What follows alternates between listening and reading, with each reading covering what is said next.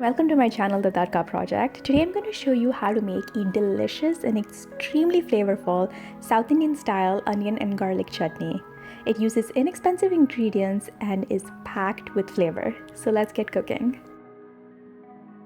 For the chutney, here I have 1 medium-sized red onion, 6 cloves of garlic, 3 tablespoons of urad dal or white lentils, 1 teaspoon of mustard seeds, half a teaspoon of tamarind paste, 6 to 8 curry leaves, and 2 dried red chilies.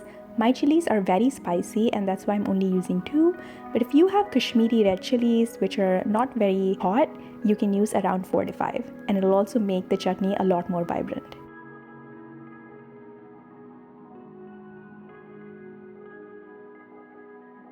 I'm going to start by taking a pan on high heat, to which I'm going to add a teaspoon of sunflower oil. You can use any flavorless oil of your choice.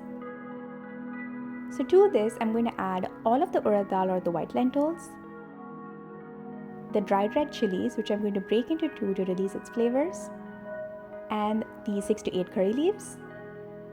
And I'm going to keep mixing this till the lentils turn to a deep reddish brown color. And this should take around 1 to 2 minutes on high heat. Make sure to keep mixing it patiently and keep a close eye on it so your mixture doesn't burn.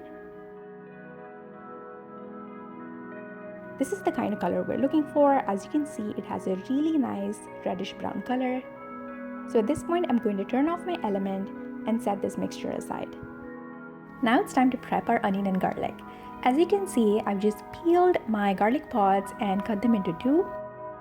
And I've also roughly chopped my red onion. You don't have to be too perfect with this because it's all going to get blended up anyway. In a pan on medium-high heat, I'm going to start by adding a teaspoon of sunflower oil. Once again, you can use any flavorless oil of your choice. To this, I'm going to add the chopped up onion and garlic. And I'm going to keep cooking this till the onion turns translucent and begins to caramelize. So when it starts to get a little brown in color and the garlic pods get a golden red color to them. This should take around 3 to 4 minutes on medium-high heat, but keep an eye so that your garlic doesn't burn, which will turn the mixture very bitter. So as you can see, my onions have turned translucent, they have a nice color to them, and so does the garlic. So at this point, I'm going to add my half a teaspoon of tamarind paste. If you don't have tamarind paste, you can use a small gooseberry-sized piece of whole tamarind, like this here. And if you don't have tamarind at all, you can just use a small tomato, like a Roma tomato instead. So after adding the tamarind or the tomato, we don't want to cook it for too long. Just around 30 seconds. Mix all of this really well and set this aside to cool down. Once the mixture is cool, I'm going to transfer all of the cooked up onion and garlic to a blender jar here. And to this, I'm also going to add all of the roasted ingredients that we had made earlier, which is the lentils, chilies, and curry leaves. I'm also going to add in around half a cup of water to give it that chutney-like consistency. So I'm just going to blend all of this till it comes to a really nice smooth consistency like this.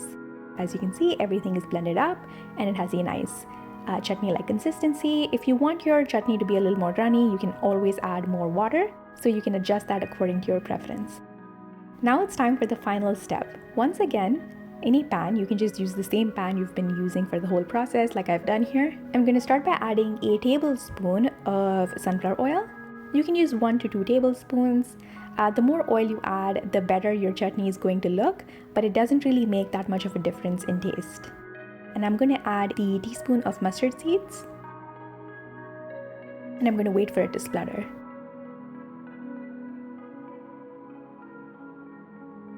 Now that the mustard seeds are spluttering, I'm going to add in the blended up paste or chutney we had made. And keep mixing this on medium-high heat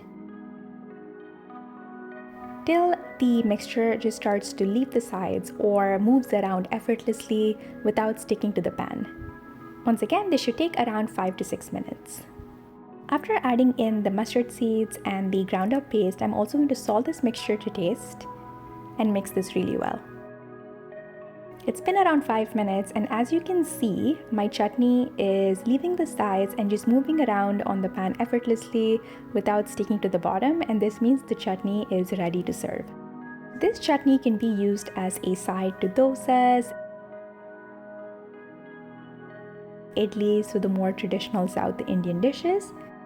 But I also like to use it as a spread for buttered bagels. Obviously, this is vegan butter and it makes for a deliciously spiced snack. You can also use it in your wraps. A little goes a long way because this chutney is so flavorful. This is one of my favorite chutneys because of how intensely flavorful it is. Let me know how you paired it and if you made it, and let me know how it turned out in the comments below. And please like and subscribe because I come out with new videos every Sunday. And I'll see you next time with another recipe. Bye!